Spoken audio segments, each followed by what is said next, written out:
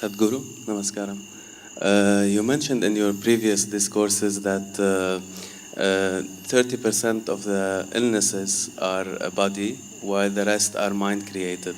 I just want to know, in case you do get an illness, how do you know that it's mind-created or it's of the body? And in case it's psychosomatic in nature, what would be the emotional and the thought pattern that's behind it? How would you find that out and correct it if possible? Thank you. Suppose your right hand gets up and does funny things and smashes you, pokes your eyes, do you have an ailment or no? Yes, isn't it? For sure you have. That's exactly what your mind is doing, isn't it? It gets up, pops around, hurts you, pokes you, makes you cry, makes you suffer. Do you have an ailment or no? If your hand started poking at you, hitting you, beating you up, definitely you are sick, isn't it? Yes. So if your thoughts and emotions are poking you, strangling you, torturing you every day, aren't you sick, I'm asking? By your own definition I'm going.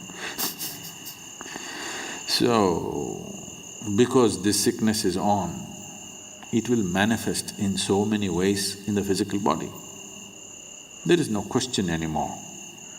Every thought, every reverberation on the level of the mind, depending upon the type of reverberation you create, the whole chemistry is going through a change. It's all been measured.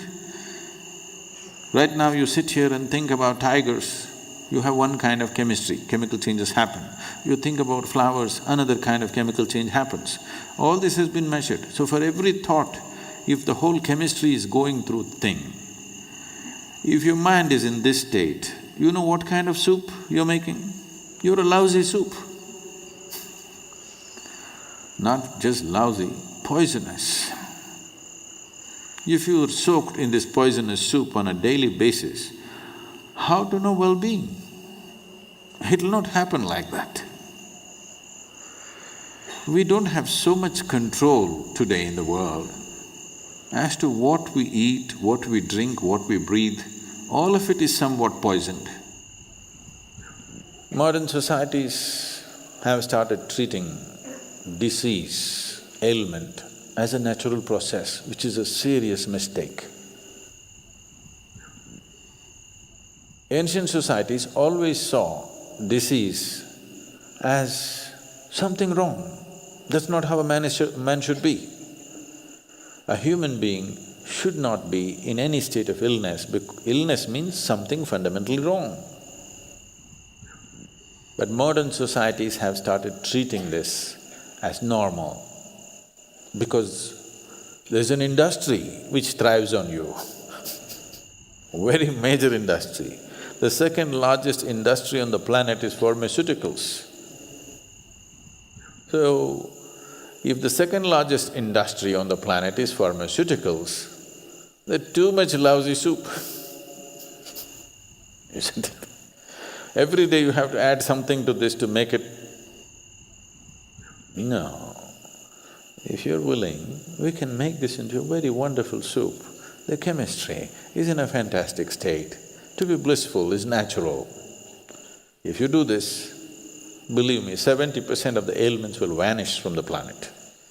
Another 30%, there are many external influences which are not always in control. You cannot control that, only to some extent. So, if you're constantly creating a nasty chemistry within you, how is life within you supposed to understand you're seeking well-being? How? It's just unfair. Life within you thinks, he likes ailments and gives it to you. Yes? If you're poisoning your system from within, for which there is substantial proof, for every thought and emotion, the chemical composition of your body is changing, if you're creating poison from within you and you want to live well, how is it? Life doesn't work like that. Unless you do right things will not happen to you.